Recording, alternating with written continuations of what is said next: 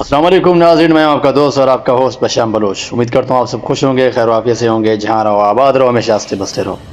چونکہ ہم سیریل اور ڈراموں کے بارے میں بات کرتے ہیں، تاریخی ڈراموں کے حوالے سے بات کرتے ہیں، تو بات کریں گے ارطغرل اور عثمان کے بارے میں۔ ارطغرل غازی اپنے فرزند عثمان کو ہر لحاظ سے پختہ اور کامل بنانا چاہتا تھا، اس لیے اس کی جسمانی تربیت کے لیے ترغت الپ، عبد الرحمن غازی، اقچا گوجا اور کونور الپ عظیم جنگجوؤں کو ذمہ داریاں سونپی، اور روحانی تربیت کے لیے شیخ ایدابالی سے درخواست کی کہ لہٰذا ایدابالی نے عثمان کی مربی کا کردار ادا کیا۔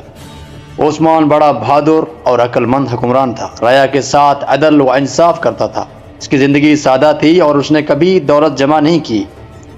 مال غنیمت کو یتیموں اور غریبوں کا حصہ نکالنے کے بعد سپاہیوں میں تقسیم کرتا تھا۔ وہ فیاض، رحم دل اور مہمان نواز تھا، اور اس کی ان خوبیوں کی وجہ سے ہی ترک آج بھی اس کا نام عزت سے لیتے تھے۔ اس کے بعد یہ رواج ہو گیا کہ جب کوئی بادشاہ تخت پر بیٹھتا تو عثمان کی تلوار اس کی کمر سے باندھی جاتی تھی اور دعا کی جاتی تھی کہ خدا اس میں بھی عثمان ہی جیسی خوبیاں پیدا کرے۔ عثمان کا صدر مقام اس کی شہر تھا، لیکن برسا کی فتح کے بعد اسے دارالحکومت قرار دیا گیا۔ عثمان نے ایک خواب دیکھا کہ ایک زبردست درخت اس کے پہلوں سے نمودار ہوا جو بڑھتا چلا گیا، یہاں تک کہ اس کی شاخیں بحر و بر پر چھا گئیں۔ درخت کی جڑ سے نکل کر دنیا کے 4 بڑے دریا بہہ رہے تھے، اور 4 بڑے بڑے پہاڑ اس کی شاخوں کو سنبھالے ہوئے تھے۔ اس کے بعد نہایت تیز ہوا چلی اور اس درخت کی پتیوں کو رخ ایک عظیم شان شہر کی طرف ہو گیا۔ یہ شہر ایک ایسی جگہ واقع تھا جہاں 2 سمندر اور 2 بر اعظم ملتے تھے، اور ایک انگوٹھی کی طرح دکھائی دیتا تھا۔ عثمان اس انگوٹھی کو پہننا چاہتا تھا کہ اس کی آنکھ کھل گئی۔